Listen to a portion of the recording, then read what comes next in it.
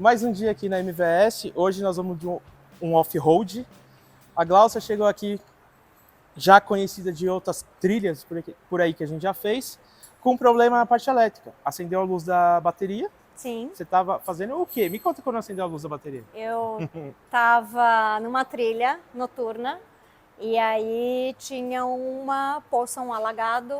E aí eu fui mergulhar na poça, quer dizer, a ideia era transpor a poça. Você foi Só submergir. Só que aí travei e fiquei lá algum tempo. Então depois que me resgataram, que começou a aparecer a luz. Vou contar para o pessoal para eles entenderem. Entrou água dentro do carro? Um pouco pelo assoalho. Então, quando a gente fala de passar na poça, não é igual em São Paulo, você passa numa valeta de uma rua e de outra, né? De verdade, entra em nível de água elevado. Por isso que o pessoal gosta de levantar os carros e fazer um monte de outros upgrades. Que a maioria do pessoal que assiste meu canal gosta de carro rebaixado. Mas tem a galera do off-road, que é o inverso, né? Que a gente levanta o carro, levanta o carro e põe snorkel para poder respirar embaixo d'água, né? Sim, exatamente. E aí, o que aconteceu? Acendeu a luz do alternador, ela falou comigo da trilha direto, eu falei, meu, testa isso, despluga o alternador, foi lá, fez os testes, aparentemente morreu o alternador. Mas é uma coincidência grande porque entrou água dentro do carro ao mesmo tempo que o alternador deixou de carregar. Sim. E geralmente tem chicote, parte elétrica no assoalho do carro. Então eu falei, traz aqui para eu dar uma revisada e é isso que a gente vai fazer agora. Então galera, a Glaucia já foi embora, deixou o carro aqui com a gente. Agora eu vou começar a parte de diagnóstico, né? Então nós sabemos aqui que o alternador não está carregando. Notei lá que a luz do alternador está meia luz. Então na verdade é uma informação bem estranha. Vem do regulador de tensão, mas não quer dizer que ele não queimou. Ele está mostrando uma coisa intermitente. Eu já medi com o multímetro aqui, realmente não carrega nada. Notei coisas estranhas, tipo a correia está partida no meio. Então a gente consegue ver os PKs, eles estão divididos, como se a correia fosse cortada com estilete. Mas isso não impede de carregar, né? Deveria estar carregando ainda. Então eu preciso agora validar qual o defeito, chegar nele, né? E a gente pode ter mais de um defeito somado que causam isso aqui. Então, por exemplo, eu tirar o alternador daqui e testar na bancada, está funcionando. Você fala, como no carro não funciona? Porque aí você pode ter um defeito no carro que está impedindo o alternador de carregar, né? Porque ele precisa de uma carga, né, 12 volts, para esse tal campo magnético ele começar a carregar. Então, vamos agora começar a fazer essa parte de diagnóstico do carro. Um outro agravante de carro mais moderno é a parte eletrônica e a parte elétrica, né? Que é muito delicada, porque cada vez mais a gente trabalha com tensões mais baixas. Então, tipo, meio volt às vezes faz diferença de um sensor, do estado de leitura de um sensor. Então, entrou água dentro do carro, pode ter molhado o assoalho, molhado parte de chicote que está mal isolado. Nesse caso, eu vou mostrar para vocês aqui acessórios que foram instalados com relé aqui na frente, onde os polos estão totalmente oxidados. Você vê eles cheios de zinabre verde. Ó, olha a correia aqui. Eu notei, né? Fui observar. A primeira coisa a gente vê o alternador não carrega. Vamos ver se a correia está no lugar, né? Então eu vim direto olhar a correia e notei que a correia tinha uma aparência estranha. Eu vou deixar ele na posição certa e olha só, você olha para a correia, você não vê a diferença ali. Mas aí você pega aquele olho treinado para achar defeito e aí eu notei que a correia tinha uma fissura, fui lá mexer, pô, a correia é partida. Mas ela não está patinando, ela continua rodando perfeito. Então nós temos ali já o próximo problema que vai acontecer no carro, né? Que vai ser a correia sair fora ou então ela começar a patinar por falta de tensão, porque ela já está com parte das fibras rompidas. Pode ter acontecido isso na hora que ela entrou na água, com barro, grama, um galho, pode. Mas pode ser que já está assim há um tempo e logo vai acabar pulando a correia e ficar na rua. Então quando a gente vai fazer um diagnóstico, você não pode olhar isoladamente só para o problema. Você tem que olhar como um todo o carro, né? O carro é uma soma de circuitos, né, e mecanismos para dar certo, vamos dizer assim.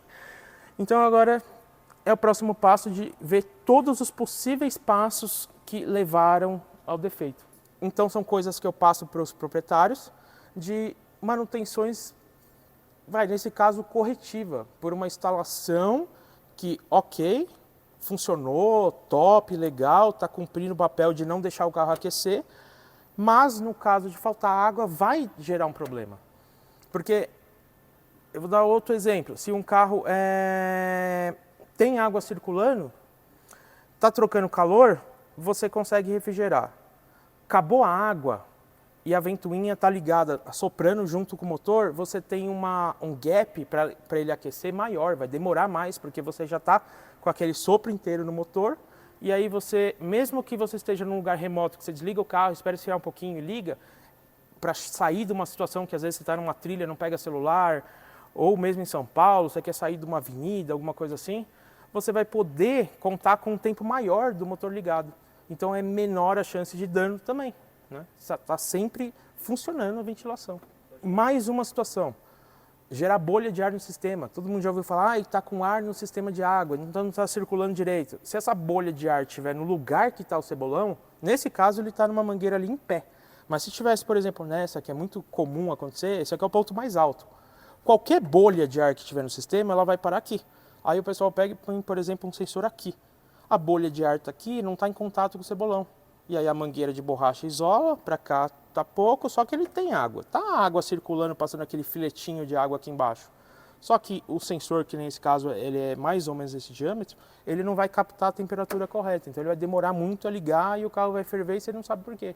Então são conceitos que a gente consegue minimizar as chances de defeitos. Você dá merda. O segundo diagnóstico desse problema, o carro chegou aqui sem bateria, a gente não conseguia dar partida, né, porque estava sem carregar, o carro ligou, saiu do atoleiro, foi rebocado até a rodovia e depois foi chamado o guincho que trouxe o carro. Carregamos a bateria, demos carga total nela, né, e aí partida no carro, porque a dona do carro falou que ele estava ligando, tal, até acabar a bateria. Então eu liguei, notei o motor falhando. E aí eu fiquei assim, um dos 6 cilindros não está funcionando, porque era uma falha sutil. Pode ser até uma meia falha, vamos por bico sujo. Então tem um bico que está jogando 50% do que ele deveria. Então nós temos 5 cilindros perfeitos e um funcionando meio termo, né? Então é uma falha sutil. Porém, quando a Gláucia veio aqui, o que eu fiz? Falei, dá partida, vem aqui ver. Aí na hora que ela desceu do carro assim, eu falei, põe a mão na porta, né? Aí ela pôs a mão na porta, falei, tá sentindo balançar? Ela falou, tô. Falei, era assim? Ela falou, não. Aí eu falei, ó, então, o que eu te falei que o motor estava falhando, que você falou para mim que não estava, é isso que eu senti quando eu liguei o carro, né? Aí ela, nossa, olha, você tem uma percepção apurada. Mas quem gosta de carro, assim, quem se liga nos barulhinhos, detalhezinhos, vai perceber essas coisas. E talvez ela não tinha percebido porque o problema não existia, né? E na hora da adrenalina do momento, de tirar o carro do atoleiro, chacoalha tudo e tal, ela nem reparou. Isso é normal de acontecer. Trouxe ela aqui para ver o motor, mostrei o motor dando uma vibradinha, então é um segundo problema que a gente tem que resolver. Primeiro a gente tem que resolver que a bateria vai carregar, que vai ficar funcionando, para aí poder resolver a falha do motor. Uma outra questão, vou ver se eu consigo gravar isso para vocês. O escapamento, você nota o barulho do escape, que ele não é constante, não é um ciclo perfeito, assim, tem um lugar que ele dá um ruído diferente, né? Como o carro tem escape original, é bem sutil isso, né? Quem tem escape esportivo já de longe você percebe que está falhando. Mas no escape original, que o carro praticamente não emite o ruído do escape, né? O ruído que a gente ouve é funcionamento das peças mecânicas de motor, às vezes a gente não consegue notar. Mas se você for lá, pôr a mão, assim, pôr uma folhinha e ver o ciclo de pulsos, né? Que são as válvulas de escape abrindo, você vai notar que um é diferente. Então, pensando positivamente, molhou aqui um cabo de vela e tal e tem um cilindro falhando. Pensando no pior dos problemas. Então vamos supor, o carro caiu no atoleiro, admitiu ar junto com um pouquinho de água, não foi assim, tipo, um rio de água que entrou no motor, entrou uma porção de água, né? A câmara de combustão quando comprime, tem 30 ml, entrou tipo 10 ml de água. E foi suficiente para dar um calço hidráulico que só entortou um pouco uma biela. O que nós temos nesse caso? Nós teremos o motor falhando, porque é essa biela que entortou, né? Quando ela entorta, ela fica mais baixa. O que vai acontecer? Quando eu subir para a compressão, todos os cilindros, vamos supor, tem 10 de taxa, né? Comprime 10 vezes a mistura, um que está mais baixo comprime 8. E aí você vai ter um motor desequilibrado, balançando, e você pode procurar bico, bobina, cabo de vela, e você não acha o defeito. E aí você fica que nem um maluco procurando o carro, na verdade é uma biela torta, por causa do calço hidráulico. Vou dar partida aqui, que nem a gente falou, para demonstrar, né? Bateria carregada, tudo certo. Demonstrar a vibração que eu falei. Então aqui, como é que a gente vai filmar a porta? Mas você sente aqui os soquinhos, a vibração na porta. Eu tinha que pegar alguma coisa assim pra você. Dá pra ver o meu dedo aqui, né? Acho que dá pra ver mais nitidamente aqui no motor. Se apoiar a câmera assim pra pegar a vibração, dá pra ver bem assim onde você vê no horizonte assim. Ele não vibra numa sequência convencional, né? Que tá sempre naquele balanço. A vibração dele, ela é um vibradinho intermitente, né? Não é cíclico. O escape original. Ó, tem até um matinho aqui, dá pra ver, ó. Um matinho. Você nota algumas coisas, né? Tem muita água saindo no combustível e ela está abastecida com gasolina. Isso não é uma coisa normal de sair, né? No etanol, sim. A mistura de combustível, o resultado da queima gera H2O, né? E aqui você vê assim, você sente na mão aqui, pá, pá, pá, pá. Eu vou tentar pôr o microfone aqui, ó, sem fazer muito barulho, pra vocês não ficarem surdos aí. Vou pegar aqui.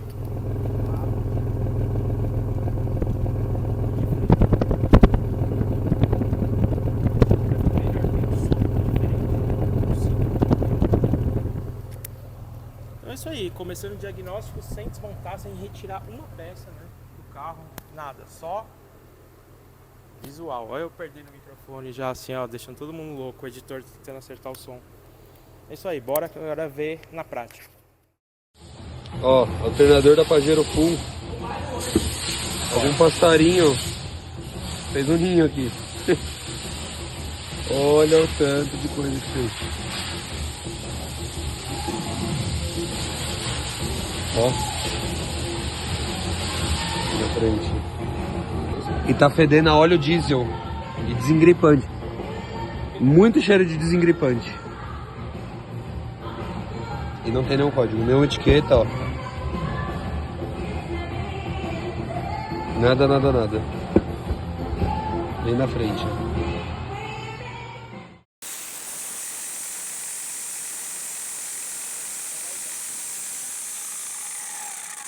O problema é no alternador aqui, ó.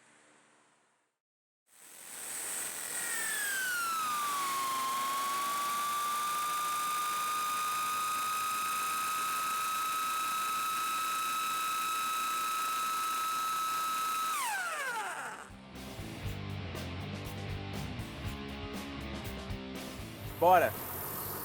Aqui a gente acabou de fazer o serviço de manutenção corretiva no carro, que eram os problemas mais graves.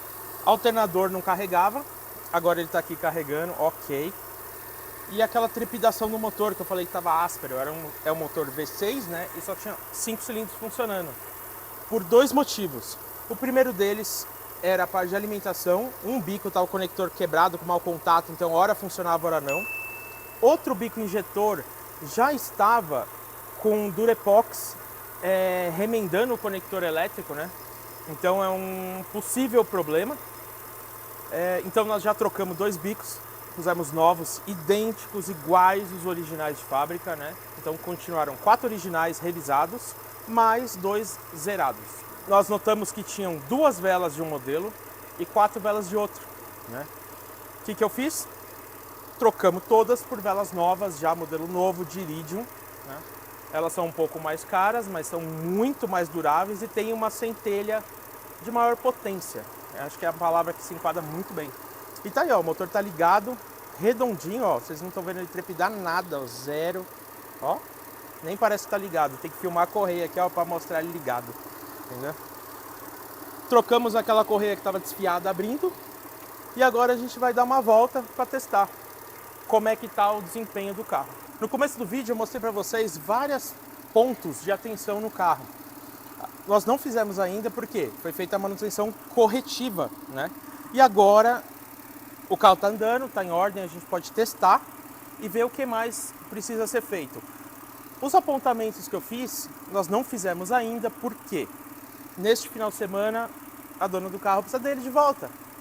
Então vou deixar com ela e a gente vai agendar para fazer esses apontamentos aí do que precisa ser feito. Porém, o carro já está em ordem para poder ela andar que nem andava antes, né? Mas sem o defeito, obviamente. Então, primeiro, nós fizemos o carro funcionar, porque antes não tinha bateria, né? Não carregava, punha o cabo lá de chupeta, dava partida e fizemos os primeiros testes. Descobrimos o problema do alternador, foi resolvido. E agora, com ele funcionando, andando, a gente vai verificar se tem mais alguma coisa para ser feita, né? Revisões que às vezes nem o dono do carro, ou a dona nesse caso, apontaram, mas que são de extrema importância. Uma das coisas que eu notei, primeira vez que nós ligamos o carro, a luz do freio acesa. Eu falei, luz do freio acesa, que estranho, é fluido, né? Tá com algum problema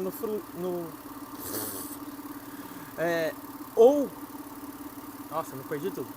Luz do freio acesa. Então, eu notei que tinha algum problema no sistema de freio. Pode ser a alavanca do freio de mão, alguma coisa enroscando, mas também pode ser a boia do reservatório. O que eu fiz? Vim aqui para olhar o reservatório. Eu vou mostrar para vocês. Esse reservatório é duro. Para olhar. Putz, a gente vai ter que tirar a telinha. Tá tão baixo o nível aqui do fluido. Então vamos lá. Nós temos um filtrinho aqui. Abaixo do filtrinho, nós podemos ver o fluido de freio. Ele era da cor azul e vocês viram o nível dele, que tá lá embaixo e ele tá preto, cor de Coca-Cola. O pessoal pesquisar aí no Google vai achar a cor do fluido. Isso aqui é um DOT 3. Aí eu pedi pra ela, você trocou o fluido de freio e tal. Aí eu descobri que ela trocou faz alguns meses, não chegou a um ano. Segundo o orçamento que foi passado para ela, né? Aí eu fiquei preocupado com essa parte, porque impossível o fluido de freio chegar nessa condição em menos de 5.000 quilômetros, praticamente. Chegar nessa condição de cor, é um fluido já extremamente usado, né? Em tão pouco tempo. E aí você fica naquela dúvida, né? Como é que foi feita essa manutenção? Será que, realmente sangraram todo o sistema e trocaram tudo? Como que foi feito? Então, passo para o proprietário, o estado que chegou aqui, como está, aprovando, a gente faz a substituição completa e já com maquininha, a gente sangra tudo, não é só ficar bombando o pedal e aí acaba danificando o ABS, né? Nesse caso ainda tem um agravante que o fluido de freio está abaixando, né? Porque não deveria abaixar nunca. E aí a luz de alerta que acendeu foi porque a boia aqui, que é o sensor de nível, identificou que está abaixo do desejado. Então a solução é trocar e já deixar no nível tudo certinho. Mas temos que procurar aonde está esse vazamento, porque isso aqui é perigoso. Continuando, a parte dos bicos é a mesma coisa. Nessa revisão que ela fez, trocou-se vela e limpeza de bico. Pelo que eu entendi, foi em outro lugar. Então são lugares diferentes. E aí nós pegamos o carro com 4 velas de um tipo e 2 de outro. Então eu fiquei bem cismado com isso, porque vela para um carro original, que nem esse, é vela para durar Iridium 100.000 quilômetros. Se for uma vela comum, né, o recomendado é 30.000, mas o pessoal roda, igual a Venturinha, roda 60.000 quilômetros aí tranquilo. E o carro tem 5.000 quilômetros, então foi trocado vela e puseram diferente, isso ficou bem estranho. E a parte de limpeza de bico também, aquele bico remendado com Durepox, é uma coisa assim, foi desmontar, quebrou e ficou meio assim, não vou falar com o cliente. E a abordagem tinha que ser, na minha opinião, da seguinte forma: seu bico estava ressecado porque o conector é de plástico, na hora que a gente foi desconectar, ele rachou e quebrou, então nós vamos ter que substituir. Mas meu carro não estava assim quando chegou. Tava ressecado, ele só não tinha partido ainda. Ia partir com você andando com o carro e você ia ficar na mão, tem que chamar guincho e tal. Então é mais fácil você conversar com o cliente de um problema que estava prestes a acontecer e aconteceu na mão da oficina, do que simplesmente, às vezes, ficar sem jeito de ter essa conversa franca, né? E falar que tem que trocar mesmo e não tem jeito. Completei aqui o nível do fluido, para podermos dar uma volta com segurança, né? O fluido está completado. Mas mesmo assim, antes, vamos dar uma olhada em todas as rodas, flexível, de freio, se a gente tem algum possível vazamento. Uma das coisas que estão assim modificadas no carro são as primeiras que merecem atenção. Então esse carro tem um freio de mão de pé instalado. O que foi? Tem uma torneirinha que você freia com o pé, fecha ela para ficar travada atrás, tá? Então eu já vim aqui direto na conexão. Vem cá dar uma olhada. Então foi instalado aqui, ó, uma conexão na linha original para transferir aqui, o fluido passa dentro do carro e volta para cá, que vão para as rodas traseiras, né? Não fomos nós que instalamos, eu estou só dando uma olhada. Então vamos já ver direto dentro do carro. Aqui não tem vazamento. Então aqui, ó, temos um registro, né, com a linha de freio. Então você freia com o pé, fecha aqui, solta o pé e ele trava o fluido nas rodas. Então você mantém o carro freado. Vou lembrar que não é bom deixar assim e confiar que está 100%. Isso é só para você parar numa emergência, trava e deixa ali travado. Por quê? Porque se tiver um pequeno vazamentinho, o carro vai soltando e não tem mais freio, tá? Por isso que o sistema de freio de mão é sempre mecânico, ele não é hidráulico. Então sempre existe o cabo do freio de mão, ele sempre é um acionamento mecânico. Dei uma olhada aqui em todas as rodas, vamos repassar. O carro continua ligado, né, funcionando. Tá aqui a pinça de freio traseira, flexível de freio traseiro, tudo em ordem, não tem nenhum sinal de vazamento, né? E como o fluido está baixando, obviamente está vazando. Vamos ver ali a outra roda. Vai lá, cinegrafista. A mesma coisa, nós demos uma conferida ali, o flexível não tem vazamento, não apresenta vazamento. Vamos passar para essa roda de cá já. Pulamos do motorista, né? A gente filmou aqui o alternador. Vamos de novo filmar aqui. Mesmo canto. Acho que dá para você entrar por aqui, ó. Olha aqui, ó. Nós temos aqui um vazamento nesse flexível da conexão original do carro.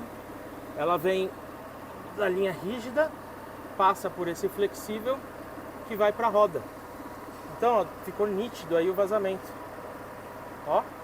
E aí esse vazamento escorre aqui para baixo, ó.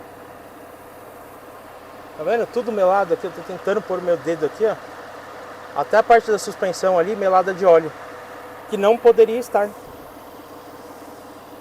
E para garantir, vamos olhar a outra roda também, porque a gente pode ter dois vazamentos, né? Essa roda tá virada esterçada ao contrário agora, mas dá pra gente filmar aí.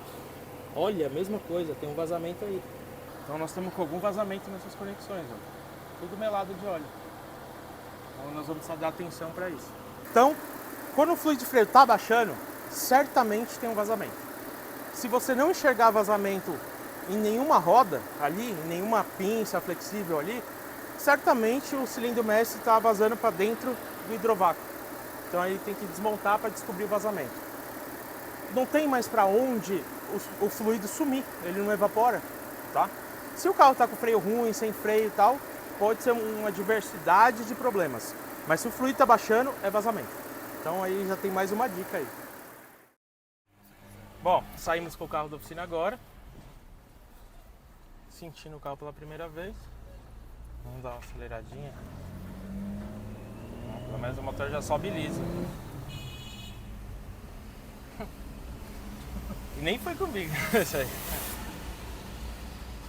Está garoando.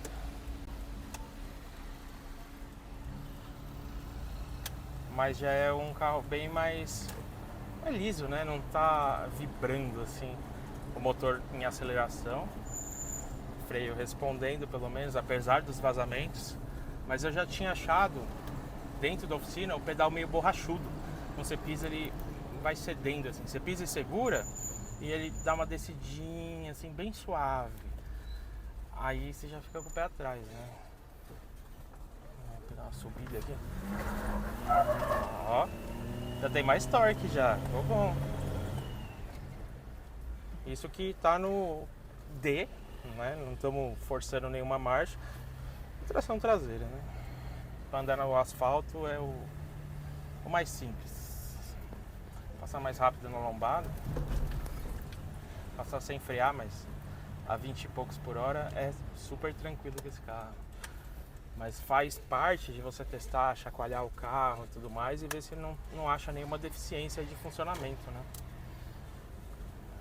Bom, a diferença que eu vejo aqui, que eu dei uma voltinha antes, é simplesmente a aceleração do motor é mais linear e suave. O ruído muda bastante assim o comportamento. Vamos lá, então agora temos um resumo bem legal. Funcionamento alternador aprovado, chacoalhamos bastante o alternador e o carro e tudo mais. Motor liso, velas novas, os cabos realmente eram novos, né? As velas não sabemos a origem, mas sabemos que tinham duas diferentes, então elas não têm a mesma origem, né? E não são do mesmo código, mesmo padrão. Os bicos agora todos revisados certinhos, equalizamos todos na máquina, conferimos. E o carro está ficando em ordem com o projeto proposto agora para entregar para o cliente.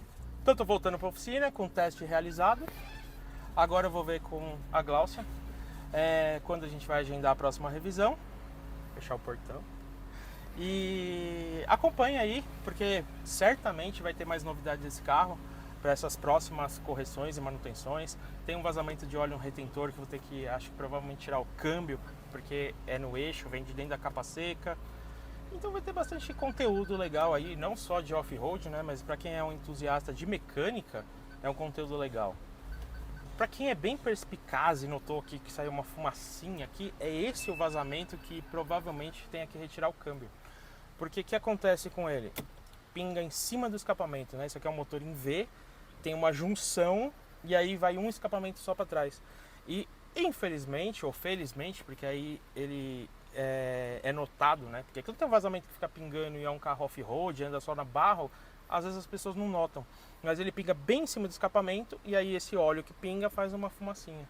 Então a gente vai ter que apurar com mais precisão, eu acho, é a palavra boa, se o vazamento de óleo está vindo do motor, do câmbio, do conversor de torque, da onde está vindo, para solucionar ele com bastante critério aí e deixar o carro em ordem, confiável para poder andar e fazer viagens, expedições sem nenhum tipo de preocupação, né? Eu falo assim, é legal pegar um carro preparado que você pode pegar ele e falar assim, eu vou até a Bahia com o carro.